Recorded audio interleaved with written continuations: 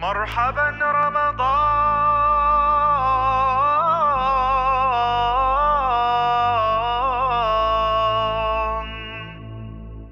بسم اللہ الرحمن الرحیم 13واں سپارہ ہے. اس کا پہلا حصہ تو یوسف علیہ السلام کی سٹوری سے ختم ہوتا ہے اور سورۃ رعد سے شروع ہوتا ہے. تو سورۃ یوسف کی تو ہم لوگوں نے پچھلے اس بارے میں بات کر لی تھی. سورۃ رعد میں اللہ تعالیٰ نے اپنی جو قدرت کی مثالیں ہیں، بڑی بڑی چیزیں اللہ تعالیٰ کی، ساری بڑی چیزیں ہیں، یہ دنیا، کائنات، ہر چیز، گیلیکسیز، سب کو پتہ ہے کہ کتنی کا پتہ بھی نہیں چل رہا کہ کتنی بڑی ہے گیلیکسیز اور کتنی اللہ کو پتہ ہے. تو یہ جو صرف آسمان ہی ہم دیکھتے ہیں، بلکہ آخری سپاروں میں آتے ہیں آیت کی کیا آپ نے اس میں کوئی ہول دیکھا ہے کہ اس کے آر پار کوئی دیکھ سکو، کوئی اس میں کوئی شگاف نظر آ رہا ہے؟ ہم نے دیکھا نہیں. اتنا آسمان ہے اور اس کے اوپر 7 اور بھی آسمان ہیں. کس سہارے سے کھڑے ہیں ہم لوگ؟ چھت بناتے ہیں تو کتنے پلرز بنا لیتے ہیں، نہ کوئی پلر ہے، نہ کوئی اتنی بڑی یہ سورج ہے. گھوم رہے ہیں، مطلب جیسے گاڑی ہیں ہم لوگ، ہوائی جہاز میں ایندھن چاہیے ہوتا ہے، کچھ نہ کچھ تو نیویگیشن انسٹرومنٹس چاہیے ہوتے ہیں. یہ سورج، چاند، ستارے ایک خاص آربٹ میں یہ سرکل کر رہے ہیں، دن رات چل رہی ہے، لائف سائیکل ہو رہا ہے، دور بارش اور پانی جو واٹر سائیکل ہے، اور یہ کلاؤڈز کبھی آ رہے ہیں، کبھی سبزہ اگ رہا ہے اسی پانی کے ساتھ، مویشی اسی سے کھا رہے ہیں، ہم سب ان کی یہ جو پورا لائف سائیکل ہے. یہ جو پوری دنیا اتنی پھیلی ہوئی ہے، پہاڑ ہیں، دریا ہے، سمندر ہیں، نہریں ہیں، پھل ہیں، میوے ہیں. ہمیں ایک ہی، آپ لوگوں نے کیا، میں حیران ہوتا ہوں جب بھی میں واک پہ جاتا ہوں تو ایک ہی طرح کی گرین، کیونکہ اکثر وہ ہمارے لاتے ہیں کہ یہ اس چیز کے لیے ٹھیک ہے، یہ اس چیز کے لیے اچھا ہے. میں سوچتا ہوں مجھے تو خود پتہ نہیں چلتا. تو میں عام طور پہ دوستوں سے پوچھوں، پتوں سے پہچان لیتے ہیں لوگ کہ یہ اس کا پتا ہے، یہ اس کا درخت ہے. اب سب ہی گرین ہے. دیکھو کبھی کسی جنگل میں سبھی گرین ہیں، لیکن اتنے پتے ہیں، صرف ایک کلر. کتنے انسان ہیں دنیا میں، ملینز، سب کی 2 آنکھیں، ایک ناک، اور یہ ہونٹ اور یہ زبان، لیکن کتنے ڈیزائن کرنے پڑتے ہیں، کتنے لوگوں کی ملینز اینڈ ملین مختلف، اتنی سی جو 4-5 فیچر ہیں، ایک کلر ہے، ایک آنکھیں ہیں.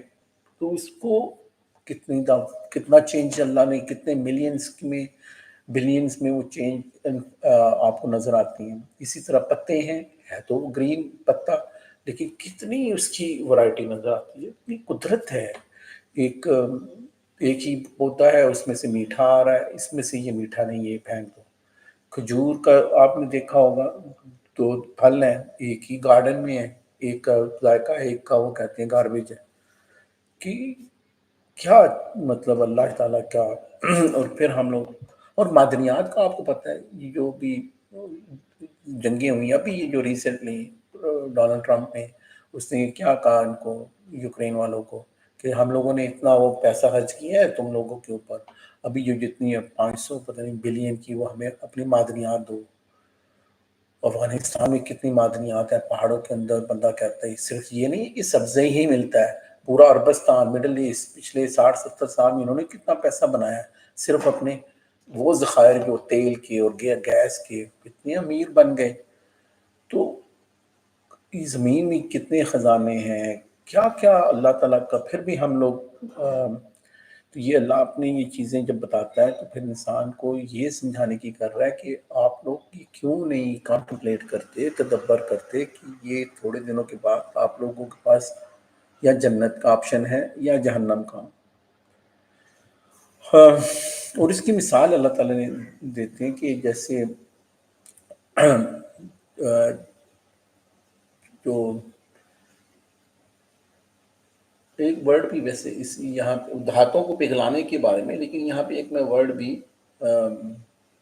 فتنہ کا جو ورڈ ہے، وہ کسی نے مجھ سے پوچھا کسی ایک محفل میں، تو اس کو میں بتا رہا تھا. کیونکہ یہاں پہ جو مثال اللہ نے دی ہوئی ہے وہ یہ دی ہوئی ہے کہ جب آپ نے اس پروسیس کو نہیں دیکھا کہ جو دھاتوں کو پگھلاتے ہیں تو اس میں سے ظاہری بات ہے جو پانی ہے اور وہ جو سونا یا کوئی بھی چیز، وہ تو جو بھی دھات ہوتی ہے وہ رہ جاتی ہے، اور جھاگ اس کے اوپر جو فارم بن جاتی ہے وہ تو ختم، ایئر بورن ہو کے ختم.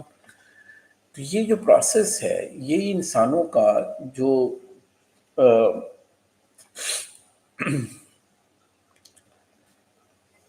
حق اور باطل میں بھی ہمیں کوئی چیزیں ایسے illusions جو ایسی چیزیں نظر آتی ہیں، یہ مطلب نہیں، یہ ساری اوپر ہوا ہو جائیں، اور یہی تو ہمیں اسی صورت میں بھی ہمیں یہ بھی ملتا ہے بعد میں جا کے کہ جو قیامت والے دن کی انہوں نے بہت اعمال کر کے لے کے آئے ہوں گے، یہ بھی چیریٹی تھی، یہ بھی، لیکن وہ دکھاوے کے لیے.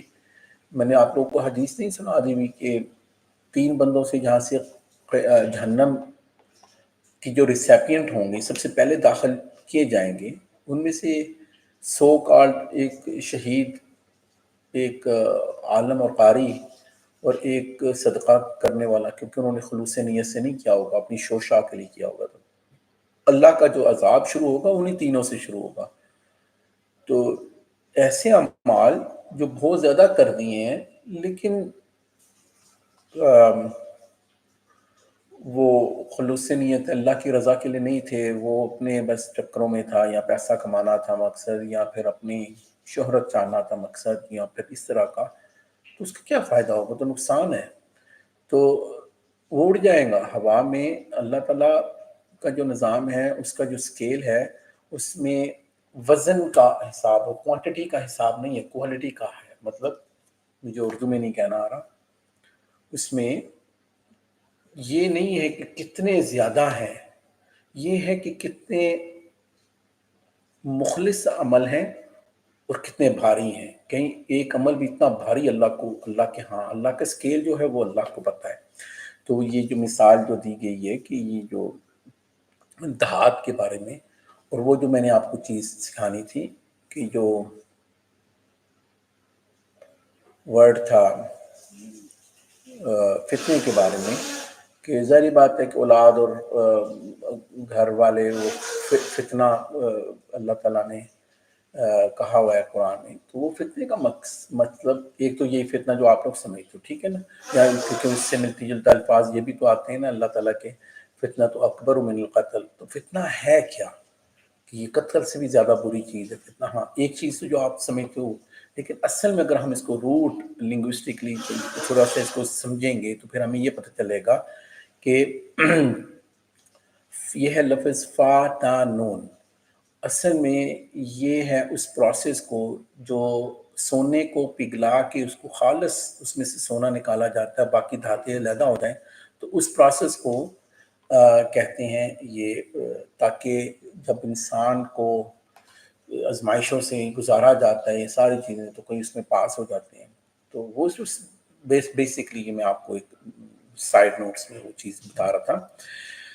جو حق کا ساتھ دینے، ان کی ایٹریبیوٹس، اس کی صفات اللہ تعالیٰ نے بتائی ہیں کہ وہ وعدے کی پابندیاں کرتے ہیں، اور اپنے اللہ کے ساتھ جو بھی وہ ہمیشہ میں جب یہ پورے قرآن میں ڈوز اینڈ ڈونٹس، کیا چیزیں ہمیں کرنی ہیں اور کن چیزوں سے ممانت ہے، کیا چیزیں، ان دونوں کو پیکج کو ہم نے، اور اسی لیے کہا جاتا ہے، اور یہ بھی میں نے آپ کو بتا دیا تھا کہ ہمیں جو شر کی چیزیں ان کا پتہ ہونا چاہیے تاکہ ہم ان سے بچ سکیں. اگر شر کا مکمل پتہ ہی نہیں ہوگا، مثال کے طور پہ شرک کی ساری چیزیں پتہ ہی نہیں ہوں گی، یہ بھی شرک ہو سکتا ہے، یہ بھی، اور ہم صرف توحید ہی پڑھتے جائیں گے. آپ نے کنٹراسٹ میں پڑھنا ہے، تو آپ نے سنت بھی پڑھنی ہے اور بدعت بھی پڑھنی. بدعت کی ساری اشکال آپ کو نہیں پتہ ہوں گی، اس کی پوری لیجسلیشن نہیں پتہ ہوگی، تو ہم نہیں تو اس لیے یہاں پہ ان کے ایٹریبیوٹس ہیں کہ جو اللہ تعالیٰ کے اپنے وعدوں کی خلاف ورزی. دیکھیں جو وعدے ہیں، کچھ وعدے ہم نے اپنے اللہ سے کیے ہوئے، اور کچھ ہم لوگ اور لوگ اس کا تو بالکل ہی خیال نہیں رکھتے ہیں. جب ہم لوگ شادی کرتے ہیں وہ بھی عقد النکاح ہے. عقد النکاح میں کئی چیزیں ہم لوگوں نے اپنے اوپر حلال کی ہیں اپنی بیوی کو وعدہ کر کے. اللہ کا کلام کوئی فائدہ مطلب لوگوں کو پرواہ نہیں ہے، یا کسی کے پاس کام کر رہے ہیں تو کوئی پرواہ نہیں ہے، ایسا نہیں ہے. ان وعدوں کا حساب کتاب ہوگا. اور جب اللہ کی رضا میں کوئی چیز کسی کو خرچ کرنی پڑتی ہے، یا کبھی کوئی مشکل آتی ہے، صبر کرنا پڑتا ہے، یہ بتایا گیا ہے. نماز قائم کرنے والے لوگ ہوتے ہیں وہ چھپ کے بھی خرچ کرتے ہیں، اعلانیہ طور پہ کبھی لوگوں کو موٹیویٹ کرنے بھی خرچ کرتے ہیں.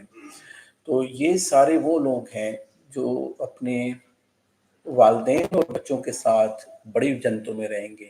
اب ظاہری بات ہے کہ ہر ایک کے پاس تو سیم سکور نہیں ہوگا کہ وہ بڑی جنت میں جائے۔ حدیثوں میں آتا ہے ان کے جو بچے ہوں گے اگر وہ چھوٹی جنتوں میں رہ گئے ہیں، ان کے ساتھی کہیں ہوں گے وہ چھوٹی جنتوں میں رہ گئے ہیں، تو ان کو اللہ تعالیٰ یہ نہیں کرے گا کہ ان کو وزٹ کرنے کے لیے وہ چھوٹی جنتوں، نہیں، ان سب کو کوالیفائی کر دیں گے، سارے ایلیجبل ہو جائیں گے، سب بڑی جنتوں میں آ جائیں گے۔ یہ اللہ کا فضل ہے۔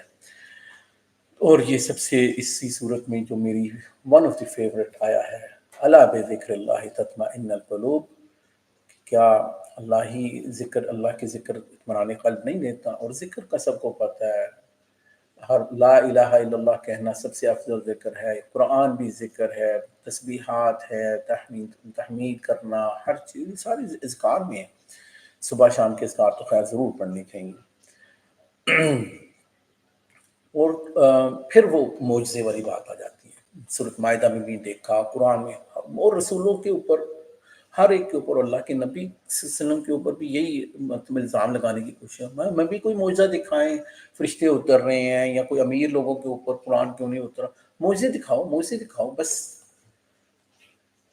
کتنا عیسیٰ علیہ السلام کو بھی تنگ کیا، آپ معجزہ کیوں نہیں دکھاتے ہیں، کوئی دسترخوان اترے؟ تو اللہ اس کے انبیاء ہمیشہ یہ کہتے تھے، ہم اللہ کے رسول یہ کہتے تھے، اور بھائی یہ فرمائشی معجزے ہماری مرضی سے نہیں آنے ہیں، یہ اللہ کا قرآن یہی معجزہ ہے۔ اسی قرآن سے اگر آپ لوگ، اگر یہ قرآن پھٹ جاتا، استغفر اللہ، قرآن پہاڑ پہ اترتا تو وہ بھی پھٹ جاتا ہے۔ اسی لیے تو 23 سال لگے ہیں اللہ کے نبی صلی اللہ علیہ وسلم کے دل کے اوپر بھی نازل کرتے ہوئے، کہ اللہ تعالیٰ، قرآن میں مل جائیں گی آپ کو یہ آیتیں، یہ ہنٹس، کہ اللہ تعالیٰ نے ان کے دل کو، فؤاد کو، اللہ فؤاد بھی کہا جاتا ہے اور قلب بھی کہا جاتا ہے، دوسرے بھی نام ہوتے ہیں، لیکن فؤاد، اللہ کے نبی صلی اللہ علیہ وسلم کی جو فؤاد کو اللہ نے ثابت بھی تو رکھنا تھا، اتنا ہیوی کلام اللہ نے اتارنا تھا، تو تیاری بھی تو چاہیے تھی، تو ایک دم اترتا تو پہاڑ پھٹ جاتا ہے۔ اسی لیے صلی اللہ علیہ وسلم کی جو بچپن میں جو 4 سال کی عمر میں بی بی حلیمہ کے پاس رہتے تھے، تو ان کی جو ایک ہارٹ سرجری ہوئی تھی، جبرائیل علیہ السلام نے انہوں کی ہارٹ سرجری کی تھی، جب وہ کھیل رہے تھے بچوں کے ساتھ، تو وہ جبرائیل علیہ السلام آئے، انہوں کا سینہ چیرا اور بچے ڈر گئے، انہوں نے کہا کہ قتل کر دیا، معاذ اللہ، کے بچوں کو کیا سمجھ میں آنی؟ تو بی بی حلیمہ اتنا ڈر گئی کہ ان کو ان کی والدہ کے پاس واپس لے گئی، جبکہ وہ چاہتی تھی کہ وہ ان کے پاس رہیں۔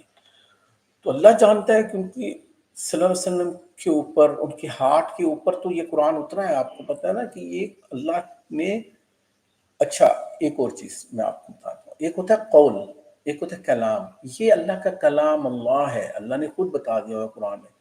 جب یہ جبرائیل، کیونکہ وہ بھی ایک تو رسول تھے نا، وہ ملک بھی ہیں، جو کیا کہتے ہیں، فرشتے بھی ہیں اور رسول بھی ہیں، کیونکہ وہ رسالہ لے کے آ رہے ہیں، میسیج لے کے آ رہے ہیں۔ جب ان کی زبان سے نکلا قرآن تو وہ قولی جبرائیل بن گیا، اور جب اللہ کے نبی صلی اللہ علیہ وسلم سب کو بتا رہے ہیں وہ قول محمد صلی اللہ علیہ وسلم بن گیا، ٹھیک ہے، لیکن وہ رہے گا کلام اللہ۔ اب یہ تھوڑی سی ٹیکنیکل چیز ہے، بس اس کو ایسے ہی سمجھ لیں کہ اس کی میں زیادہ وہ ٹائم نہیں لے رہا ہوں، لیکن یہ جو قرآن ہے، اس کی طاقت یہ ہے کہ بھائی یہ آسمان کو جب مطلب اتنا بھاری ہے، یہ پہاڑوں کو چلا سکتا ہے، یہ زمین کے ٹکڑے کر سکتا ہے، یہ مردہ لوگ زندہ ہو کے، اب اللہ یہ کرے کہ مردہ کو زندہ کر کے باتیں کر، تم پھر مان جاؤ گے؟ یہ سارے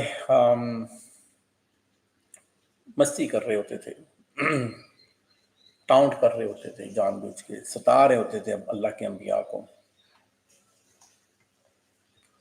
اور اللہ نے یہاں پہ بتا دیا، پرڈکٹ کر دیا کہ آپ انہی کے جو کہتے ہیں نا، کہ کیونکہ یہ ہر دفعہ تو یہی کہتے ہیں، 2 قسم کے تانے آپ لوگوں کو ملتے ہیں آج کی دنیا میں بھی، اب بھی ہمارے ملکوں سے بھی، اور مار دیں گے، انبیاء کو بھی یہی تھریٹیں ملتی تھی، قید کر دیں گے، یہی تھریٹیں ملتی تھیں، یا ملک بدر کر دیں گے، گھر سے اپنے ملک سے نکال دیں گے، یہی آج بھی یہی کام چل رہے ہیں۔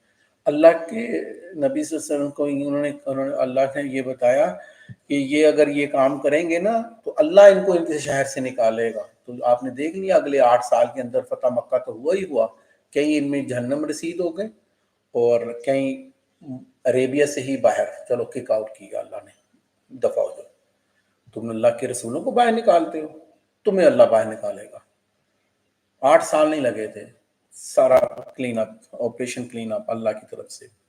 سورۃ توبہ کی آیتیں دیکھیں نا کتنی سخت ہیں، جو ایسی صورت ہے جس میں بسم اللہ بھی اللہ نے نازل نہیں کی، کہ اتنی وعید، پھر بھی لوگوں کو آج بھی شرم نہیں آتی۔ پھر کیا فائدہ قرآن کا کہ آج بھی اگر وہی ہم لوگوں نے کارنامے کرنے ہیں، انہی حکمرانوں نے اور انہی پاور کی جو سمجھ رہے ہیں کہ کیا کتنے سال کی یہ پاور ملتی ہے، 2-4 سال کی ملتی ہے، کسی کو میں نے نہیں دیکھا کہ 20-40 سال کی ہو۔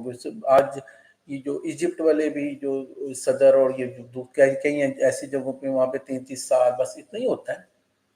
یہ بشار الاسد کتنی دیر رہ گیا، یہی ہے، بس اتنا ہی ہوتا ہے۔ اب زیادہ سے زیادہ کتنی دیر رہ لو گے، اور ہمارے جہاں پہ تو یہاں پہ تو ہوتا ہے زیادہ سے زیادہ 2-4-5 سال کے بعد کہانی ختم، وہ تو اتنا چلنے ہی نہیں دیتے ہیں۔ لیکن لیٹ اٹ بی 20-30-40 ایئرس، چلو پھر کیا کرنا ہے؟ وہ پھر انسان اس نشے میں رہ کے ظلم کر کے وہ پتہ نہیں اربوں سالوں کی زندگی ہے اس میں کوٹ کھاتا رہے، مرمت کرواتا رہے اپنی۔ آخرت کا عذاب سخت ہے، جنتیوں اور متقیوں کے ساتھ جو وعدہ ہے اس کا اور اللہ نے بیسیکلی صلی اللہ علیہ وسلم کو یہ بتا دیا کہ آپ نے ان کی خواہشات کے پیچھے ان کی باتیں نہیں ماننی۔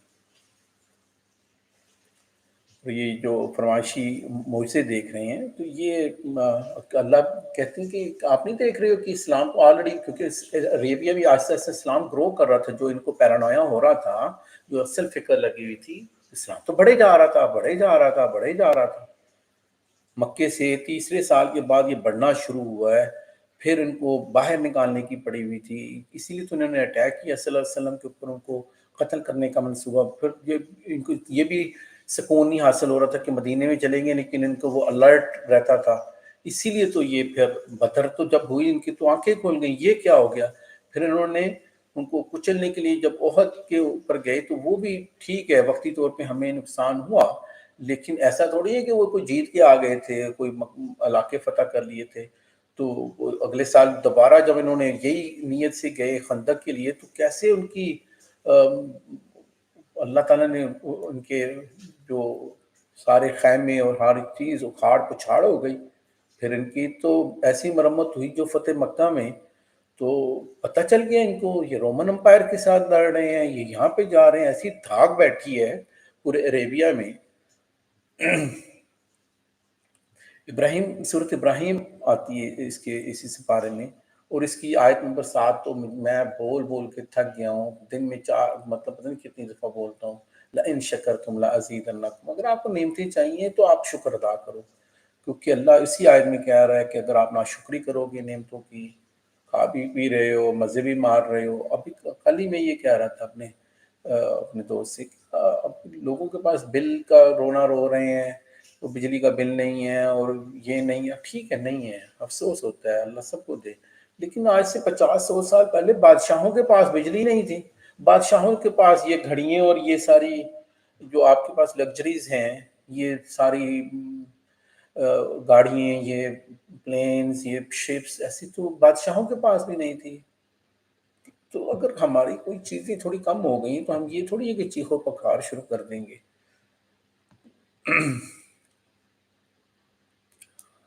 آپ لوگوں کو اللہ کی توفیق سے گمراہیوں کے اندھیروں سے نکال کر روشنی میں لے آئے۔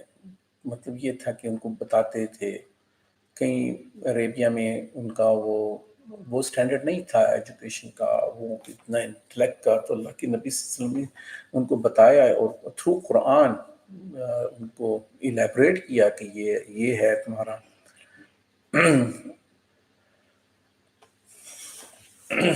کئی لوگ ان میں سے ایسے تھے وہ دوسرے لوگوں کو بھی روکتے تھے کہ آپ بھی مت جاؤ، یہ وہ، تو اللہ کی راہ پہ آنے سے جو لوگ روکتے ہیں، اللہ کے احکامات پر اعتراض کرتے ہیں، اگر کسی کلمہ گو مسلمان پہ برائیاں پائی جاتی ہیں تو وہ بھی عملی اعتبار سے کافر ہی ہے۔ مطلب یہ ہے کہ اگر ہم لوگ سیم چیزیں ہم لوگ کریں گے تو کیا بھائی ایک مسلمان میں اس میں اچھی باتیں بھی ہو سکتی ہیں، تھوڑی سی کوتاہیاں بھی ہو سکتی ہیں. تو سورۃ حمزہ میں کیا بتایا گیا ہے وہ پڑھ لے جا کے. یہ نہیں کہ ہم لوگ یہی کہہ رہے ہوتے ہیں میں تو جو بات کرتا ہوں منہ پہ کرتا ہوں. منہ پہ کیا ذلیل کرنا کسی کو ٹھیک بات ہے، اور اس کے پیچھے تو ہے ہی غیبت. اور اگر وہ بات بھی جھوٹی ہے وہ تو بہتان ہے. ایک غیبت ہے، ایک بہتان ہے، ایک انسان کے اندر ایسا ہے. اگر آپ نے اس کو نصیحت کرنی ہے تو پھر اس کا ایک پروٹوکول ہونا چاہیے. اور اللہ کے جو رسول آئے ہیں اللہ نے ان کو ان کی زبان، جیسے وہ اپنی قوم سے ان کی زبان میں وہ تبلیغ کیا کرتے تھے. عربی میں قرآن آیا تھا تو صلی اللہ علیہ وسلم عربی، تو ایسے سارے انبیاء.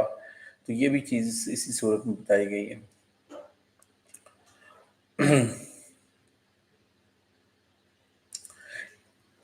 کئی قوم کے لوگ جو ہوتے تھے وہ رسولوں پہ شک و شک بات کرتے تھے.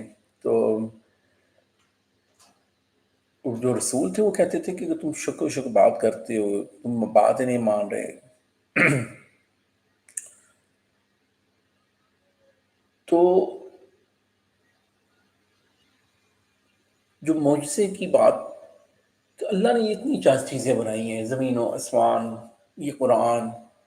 تو آپ کے بتوں نے کیا بنایا ہے؟ تو پھر جب ان کے ساتھ ڈائلاگز ہوتے تھے، تنگ کرتے تھے کہ یہ بتاؤ وہ بتاؤ، تو وہ ان کو ہمیشہ یہی کہتے تھے کہ ہم تمہاری طرح انسان ہیں. ہمیں اللہ نے یہ احسان کیا کہ ہمیں رسول بنایا ہے اور ہم آپ لوگوں کو رستہ دکھا رہے ہیں. تو آپ کو نہیں ابھی سننی بات. تو اس کا جو اصل میں جو حل، جو ایک اگر ایک انسان نہیں سن رہا بات اور اس کو بس جہنم میں ہی جانے کا پڑی ہوئی ہے، اس نے کسی کی نہیں سننی، تو آخر میں یہ آپس میں قیامت میں لڑیں گے. شیطان ان کو کہے گا کہ میں نے تو تمہیں بس صرف ایک لنک بھیجا تھا، کلک تو تم نے خود ہی کیا تھا. میں نے پارٹی کی انویٹیشن بھیجی تھی، وہاں پہ تو تم خود ہی ڈانس اور شراب نوشی کر رہے تھے. میں نے تو تمہیں یہ گرل فرینڈ اور بوائے فرینڈ اور یہ سارا تماشا تم نے خود ہی اپنے آپ کو، یہ ان دوستوں کے ساتھ تم خود ہی تھے. دوست بھی کہہ رہے ہوں گے، کوئی رشتہ دار بھی کہہ رہے ہوں گے. جہنم میں یہ ڈائلاگز اللہ نے قرآن میں بتائے ہیں کہ یہ آپس میں لڑ رہے ہوں گے اور شیطان سب سے زیادہ ان کو ضرب لگائے گا اور وہاں پہ بھی جا کے نہیں چھوڑے گا. یہ کہے گا کہ کیا میں نے ان کو زبردستی یہاں پہ لے کے آؤں؟ میں تو صرف ان کو دعوت دیتا تھا، انہوں نے خود ہی اپنے ان کے پرسنل انٹرسٹ تھے تو یہ خود ہی جو ہے نا یہ اس چیز میں گھس رہے تھے. یہی جو لیڈرز ہیں جو ہمیں نظر آتے ہیں، تو یہ لیڈر وہ ان کی جو لیڈرشپ کے اندر جو لوگوں کو کوئی سیاسی لیڈر کیا کرپٹ قسم کے مذہبی لیڈر کوئی بھی، تو وہ ان کو کہے کہ ہمیں بھی کچھ بچا دو، آج اللہ سے سفارشیں کر دو، ہم تو تمہارے پیچھے لگے ہوئے. تو کہتے ہیں ہم اگر اتنے اچھے ہوتے تو ہمیں کیا، ہمیں بھی یہاں پہ مار پٹ رہی ہے. تو یہ کام نہیں چلے گا.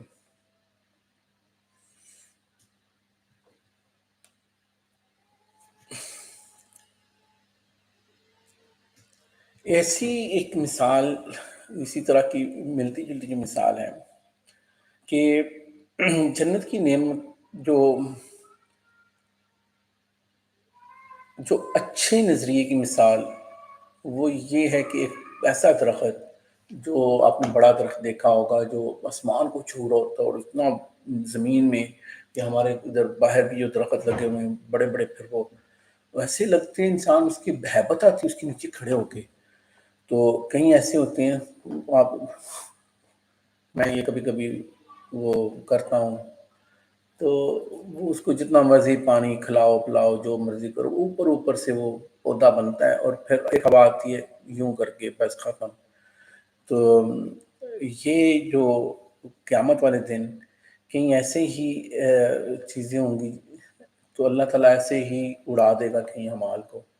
لگ رہے ہوں گے کہ یہ تو پیڑ ہے، لیکن اس کی نہ نیچے ہے نہ وہ اوپر جا رہا ہے، بالکل نازک سے. تو صلی اللہ علیہ وسلم نے ہمیں یہ بتایا ہوا ہے کہ اگر ہم لوگوں نے مضبوط رہنا ہے تو اس دنیا میں اور آخرت میں، تو یہ جو قرآن ہے یہی قوموں کو عروج دیتا ہے، اور اسی قرآن کو چھوڑنے سے ان کی تباہی ہوتی ہے. اب دیکھ لیں اپنے گرد و نواح میں، کیونکہ جو لوگ اللہ کا وعدہ ہے نا کہ جو لوگ نیک لوگ ہوں گے، جو نماز ادا کریں گے، جو صدقہ خیرات کریں گے، تو وہ ان کو تو پھر اللہ اتنی نعمتیں، سب کو نعمتیں ویسے نظر نہیں آتی ہیں کہ کتنی نعمتوں کا تو یہ زمین و آسمان، بارش، پھل فروٹ، یہ پلین، کشتیاں، یہ ساری دن رات کا کتنی دفعہ اللہ تعالیٰ کہتے ہیں.